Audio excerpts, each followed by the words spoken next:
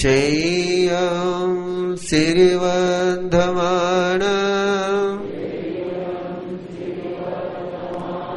पज्वा स्वामी सिरिवन्धमानम्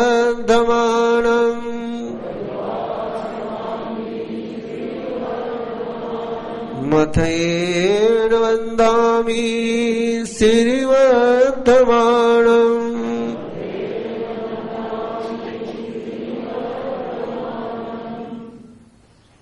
परमपिता प्रभु महावीर अनंत करुणा अनंत कृपा भाव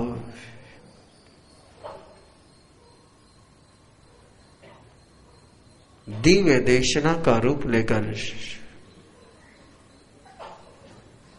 अंतर का ज्ञान अंतस की करुणा है सर्व जगत के जीवों को निर्वाण परम सुख का अनुभव कराने के लिए जीव में सुप्त शिव को जागरूक करने के लिए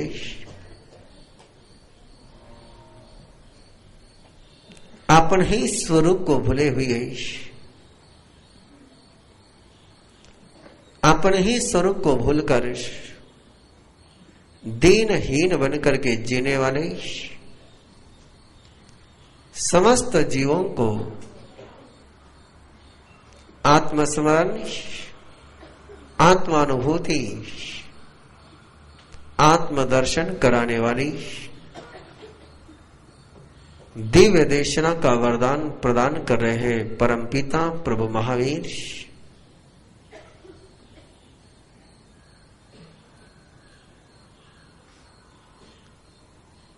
कैसे दीन और हीन बना हुआ व्यक्ति कैसे केवल वर्तमान को ही देखने वाला व्यक्ति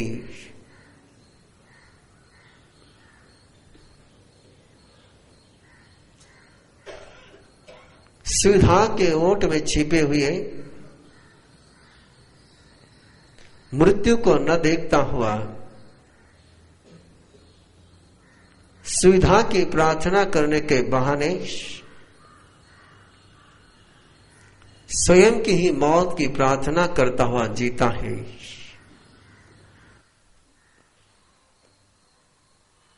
कैसा नादान मनुष्य कण को पाने के लिए जीवन को खो देता है।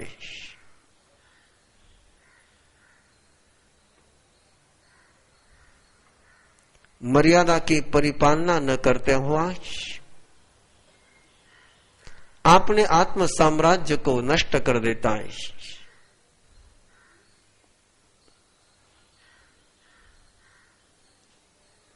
कैसे ये व्यक्ति जीवन में जीते हुए अनादि काल की भव यात्रा में प्रबल पुरुषार्थ के द्वारा प्राप्त संपदा का संरक्षण नहीं करता है, अप्राप्त के लिए पुरुषार्थ नहीं करता है,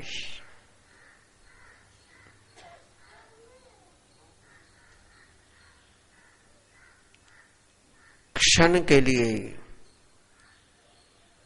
क्षण की मोह में जीवन को नष्ट करने वाले इंसान को प्राणी को भ्रांति से मुक्त कराती हुई शांति की अनुभूति कराती हुई परमात्मा की दिव्य देशना का मंगलगान करने के लिए आओ स्वयं को समर्पित करे। इस आस्था और इस अवभाव के साथ सुविधा में छिपे हुए मौत को हम देख पाए,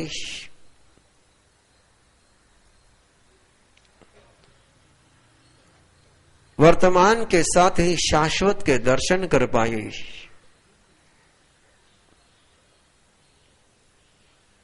एक क्षण के मोह में जीवन को नष्ट करने की भ्रांति से हम मुक्त हो जाएं।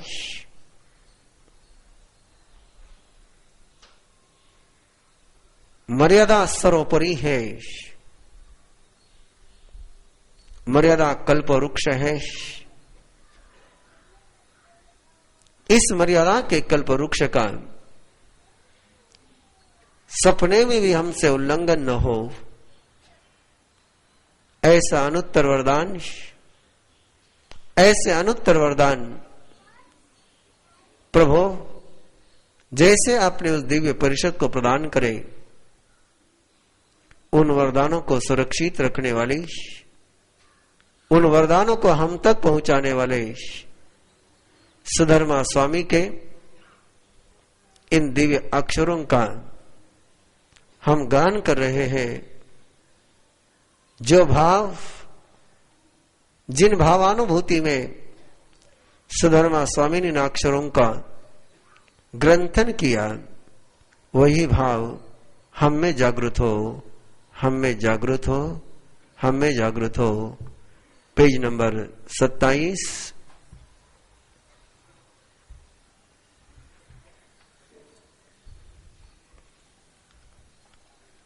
जहां ये समुदिस कोई पोसे जय लयम होयनम जवसम दिजा पोसे जावी सयंगरे तवो ते पुटे परि उड़े महोदरे पिनिये विउले देहे आए संपरी कंकाए जावयी आय से ताव जीवई से दुही पत्तमी आय से शीशम चित्तो न भुजई जहाँ खलु से उर आए साए समीए वंबाल मिटे हिंसे बाले मुसावाई अधान मिलोवाये अन्न दत्तारे तेने माई कमनु हर सड़े इथि विषय गिद्धे महारंभ परि गए भुंजा माने सुरमंसम आया कक्कर भोइया तुंदिले चिया लोइए आओ यमनराये कंके जहाए संवय लये आसनम सायनम वित्तं कामेया भुंजिया दुस्साहरम धनम बहुम संचिनीयारयं तवो कम गुरुजन पच्चोपन्न परायणे आयव आगायसे मरणन्तं सोयई तवो आहु पारिक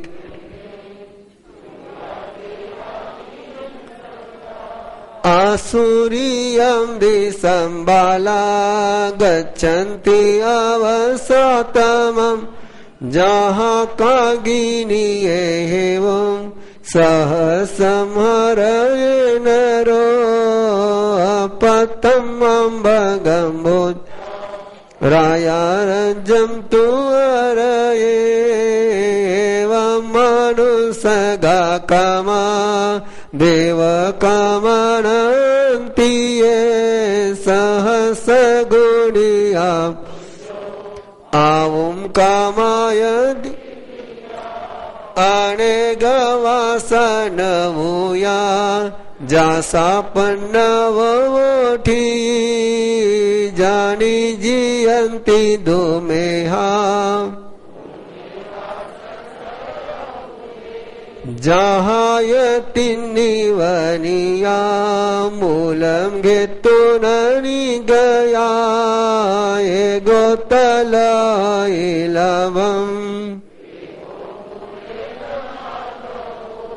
एगो मूलम पियारिता आगो तत्वानी वो भव हरे वो अमायसा मानुसतं भवे मूलम् मूलच्छेन जीवनं नरगतिरिक्तनं ध्रुवं दोहवो गायि बालस् आवैवह मूलिया देवतं मानुसतं च तवो जिये स्वयं होई दोविहम दो गईम पाए दुल्लात सौमन एवं जियम संपेहाये तोलिया बालम च पंडियम मूलियम ते पवेसन वे मायाईं सिखाईं जेन रागी सुवया ओवेन्ति मानुसम जेसिम तु विवोला सिखा मूल्यं ते ऐचिया सिलवंता सविशेषा एवं दीनवमिकुम आगारिम च वियानिया कहन चिच्च मेलिकम चिच्च मानेन संविदे जहाँ कुसगे उदग समुदेन सममिने एवं मानुसगा का देव कामनन्ति ये कुसगमिताई में कामां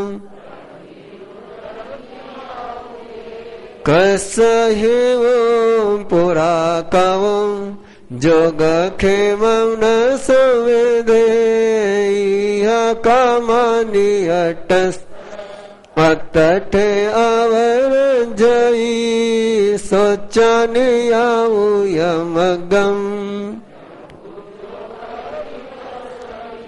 इह कामनियटस अतटे नवरजयी पुई देह निरोहेणम् इह कामनियटस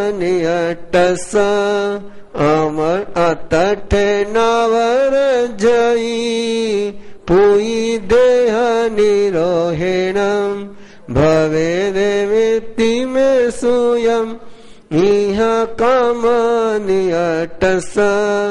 अतटे नवरजयी पुई देह निरोहेणम्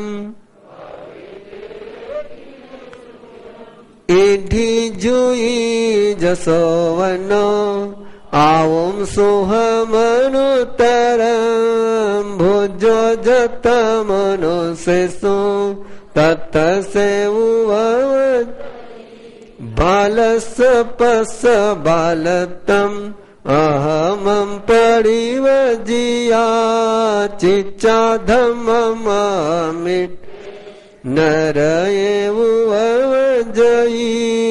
धीरस पस धीरत सौवधमानुवतिनो चिच्चा अधम्मं धम्मिट देवे सोवजयी धीरस पस धीरत सौवधमानुवत्तिनो चिच्चाधमं धम्मिट देवेषु ववजयी धीरसपसधीरत् सौवधमानुवत्तिनो चिच्चाधमं धम्मिट देवेषु ववजयी तुलियान भालभावम् अबालं चैव चैवोन बालभावम् अबालं सेवये मुनि चैवोन बालभावम् अबालं सेवये मुनि। तिबिमेति एलयम नामम सत्तमम अध्ययनम संपूर्णम। किसान के आंगन में गाय भी है और बछड़ा भी है, और किसान ने एक बकरे को भी पाल पोस रखा है। गाय को सूखी घास, बछड़े को सूखी घास, बकरे को गीली गीली घास, चावल, जवस, ओदन। बछड़े के मन में द्वंद्व शुरू हो गया, पीड़ा शुरू हो गई, वेदना शुरू हो गई, अन्याय के प्रति रोष का जन्म हो गया कि मेरी मां दूध देती है, मैं भविष्य में किसान के लिए हल चलाने वाला बनूंगा, ये बकरा किस काम का है? ये बकरा न दूध दे पाएगा न हल चला पाएगा, लेकिन फिर भी ये मालिक हमारी उपेक्षा करता है, हमें सूखी घास देता है, बकरे को बहुत प्यार से रखता है। बछड़े ने मां से बात करी। मां ने बछड़े से कहा, बेटा ये घास नहीं, ये मौत का मंत्रण है, ये प्यार नहीं, ये मृत्यु शैया की तैयारी है। उसे खिलाया इसलिए रहा है कि वो खाने लायक बन जाए। ये संसार का नियम है। बिना योग्यता के जब तुम्हें कोई देता है, बिना लायकी के जब तुम्हें कुछ मिलता है, तो सोच लेना ये मौत का आमंत्रण है, ये मृत्यु का फरमान है। बछड़े ने उस बात को कबूल नहीं किया, लेकिन एक दिन आंगन में मेहमान आए और मालिक ने बकरे के सिर को काट दिया। बकरा चिल्लाता ही रह गया। बहुत सुंदर शब्दों में प्रभु में फरमाया, बहुत गहरे शब्दों में फरमाया कि वो बकरा मेहमान का इंतजार करता है। वैसे ही पापी व्यक्ति अपने नरक का इंतजार करता है। अपना ही कृत्य अपने भविष्य का निर्माण करता है। अनचाहे ही हम उस ओर कदम बढ़ाते हैं जिस ओर हम बढ़ना नहीं चाहते। कर्म सिद्धांत में एक समस्या उत्पन्न हुई। कोई अपराधी होकर के जेल में नहीं जाता है, कोई अपराधी होकर के पुलिस के पास नहीं जाता है, कोई अपराधी होकर के दंड भोगने के लिए तैयार नहीं होता है। फिर ये जीव कैसे नरक में जा सकता है? अपने ही पापों का दंड भोगने के लिए कैसे जा सकता है? और कर्म सिद्धांत में उसका समाधान दिया गया कि अनुपूर्वी नाम का एक कर्म होता है। जिस गति की आयुष्य का बंध पड़ता है, उस गति में खींच करके ले जाने वाला, जाने के लिए मजबूर करने वाले कर्म को अनापूर्वी नाम कर्म कहते हैं। आयुष्य कर्म तो बंधेगा, लेकिन आयुष्य कर्म के साथ अनापूर्वी नाम कर्म का एक ऐसा जुगाड़ कि न चाहते हुए भी प्राणी को उस भव में, उस गति में जाना ही पड़ता है। इसलिए तो केवल नरक की ही बात नहीं,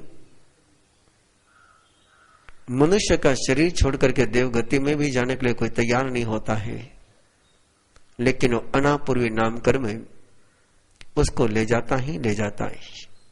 और यही अनापूर्वी नाम कर्म को, जिसको कर्म सिद्धांत अनापूर्वी नाम कर्म कहता है, उसको धर्म सिद्धांत में प्रार्थना कहा गया है कि पापी अपनी सजा के इंतजार करता है, और जैसा वो बकरा मेहमान के इंतजार में एक एक पल बिताता है, वैसे पापी व्यक्ति अपने पल को बिताता है, लेकिन जब वो पल आता है भागना चाहता है, भाग नहीं पाता है। ये सुविधा, ये पाप है। जितना पाप है वो सारी सुविधा है। व्यक्ति जिस समय अपने साधना और पुरुषार्थ के बल पर जीना नहीं चाहता है, तभी वो पाप के रास्ते पर चलता है। बहुत के बल पर नहीं जीना चाहता, तभी हिंसा के मार्ग पर चलता है। श्रम कर करके प्राप्त नहीं करने की वृत्ति ही चोरी को जन्म देती है।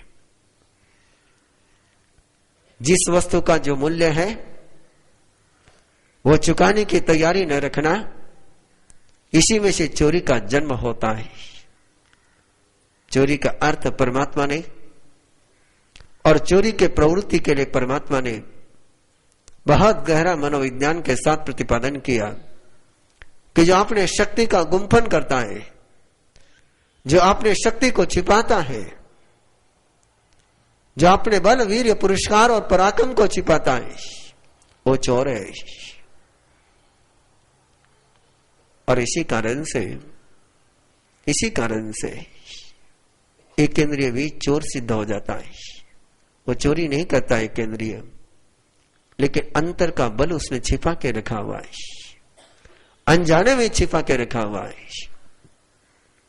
जितना हम अपना बल छिपा करके रखते हैं, जितनी हम अपने शक्ति का गुम्फन करते हैं, उतने ही परमात्मा के नजरों में हम चोर बनते हैं।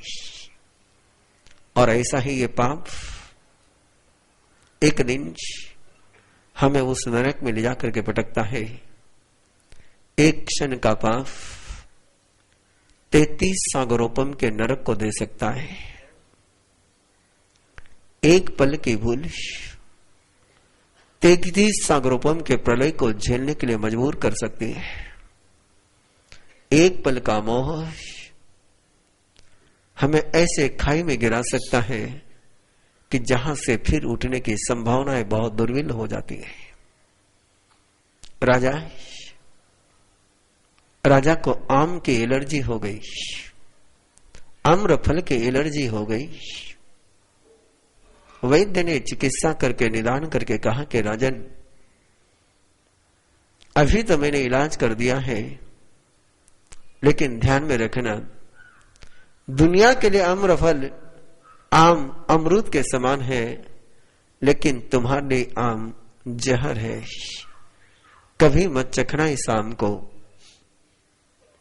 कहानी का बड़ा सुंदर सा प्रसंग है कि सत्ताधीश क्या करता है। मैं नहीं खा सकता हूं तो मेरी प्रजा को भी नहीं खाने दूंगा। जो सुख मुझे नहीं मिलता वो सुख मैं दूसरे को भी नहीं लेने दूंगा। और राजा ने अपने पूरे राज्य में के आम्रफल उखाड़ दिए, वंचित किया उसने सबको। मैं नहीं तो और कोई नहीं। एक दिन राजा शिकार के लिए मंत्री के साथ गया, घोड़ा भटक गया, अपने राज्य की सीमा लांघ करके पर राज्य में चला गया। पड़ोस के राज्य में आम नहीं थे, इसलिए उस राज्य ने अपने पूरे सीमा पर आमराई ही लगाई थी। वसंत ऋतु चल रहा था,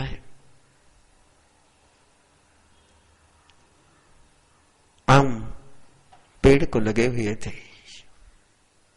जैसे राजा के कदम आम्रवन की तरफ बढ़ने लगे, अमराई की तरफ बढ़ने लगे, खुशबू, भीनी भीनी खुशबू राजा को सुहानी लगी। मंत्री ने राजा को रोका कि राजन, उधर कदम मत बढ़ाइए। आम औरों के लिए अमृत हो सकता है, लेकिन आपके लिए जहर है। और राजा ने जवाब दिया, आम्र फल खाने की मना है, अमराई में बैठने की मना नहीं है। भगवान महावीर के बेटे हमको जवाब देते हैं, मांसाहार करने की मना है, मांसाहारी होटल में बैठ करके शाकाहार करने की मना नहीं है। महावीर के बेटे जवाब देते हैं, उस राजा के समान जवाब देते हैं। मंत्री ने बहुत रोका, बहुत रोका, बहुत रोका, लेकिन राजा रुका नहीं। प्रभु बहुत रोकते हैं आपको कि शाकाहार की मर्यादा नहीं कि तुम जहां मांसाहार बनता हो जाकर के शाकाहार करो, ये शाकाहार की मर्यादा नहीं। नजर मर जाएगी, नाक मर जाएगा, कान मर जाएगा, मन मर जाएगा, जुबान मरते देर नहीं लगेगी। राजा नहीं माना, आम पेड़ के नीचे जाकर के बैठ गया। बड़ी गहराई से श्वास ले रहा है, खुशबू ले रहा है, और भूखे आदमी को खुशबू भी बहुत सुहानी लगती है। आप सभी का अनुभव होगा, उपवास के दिन कैसी भीनी भीनी खुशबू आती है। और उसका तो इतने दिनों का उपवास, और आम की खुशबू। हवा का झोंका आया और एक आम राजा की गोद में गिरा है। राजा ने आम उठाया, मंत्री छीनने लगे, राजन नहीं,